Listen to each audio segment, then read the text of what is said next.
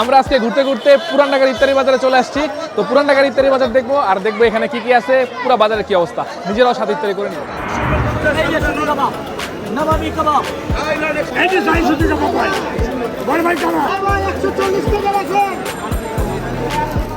আমার তো অনেক মজাদার খাবার চকবাজারের আইটেম, পুরো মানে ঢাকা সিটির ভিতরে সবচেয়ে তো এখানে বেস্ট, ঠিক না? ইফতারি বাজার এখানে অনেক কিছু পাওয়া যায়, বাট এগুলো কি স্বাস্থ্যকর আপনাদের মতে? হ্যাঁ 100% স্বাস্থ্যকর।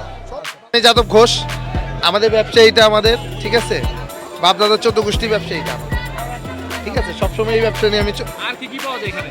আর কি কি পাওয়া যায় বলতে এখানে ভাই কি কি পাওয়া যায় আপনার? আমার এখানে আছে আপনার ডিম চপ আছে, আমার এখানে জেলাবি আছে, পেস্তা বাদামের শরবত আছে, জর্দা আছে, তারপরে যে সাসলিক কোয়েল পাখির ডিম চপ আছে, কলিজা সিঙ্গারা আছে, আরো বিভিন্ন আইটেম আছে, আস্তা মুরগি আছে, কোয়েল পাখি আছে।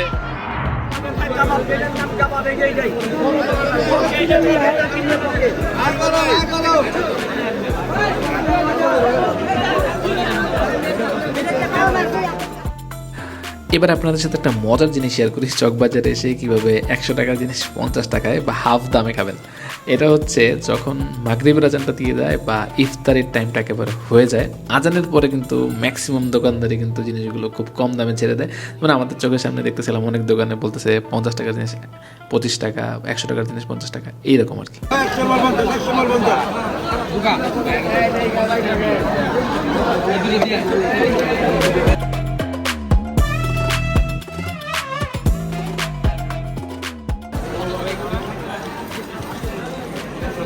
কত ছিল? কমে গেল, আজানের পরে না হাফ দাম হয়ে যায়।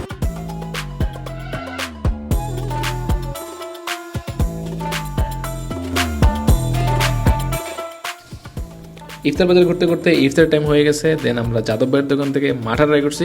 মাঠার টেস্টটা ভালোই ছিল। দেন আমরা একটা দোকানে কাবাব ট্রাই করছি, বাট কাবাবটা ছিল একেবারে ঠান্ডা, যেটা আমাদের খুবই হতাশ করছে।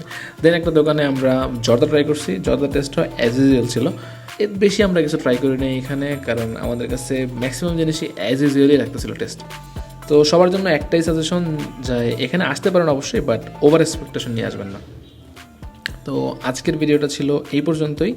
দেখা হবে অন্য কোনো প্লেসে, অন্য কোনো ভিডিওতে। ততক্ষণ পর্যন্ত সাবস্ক্রাইব করে আমাদের সাথেই থাকুন।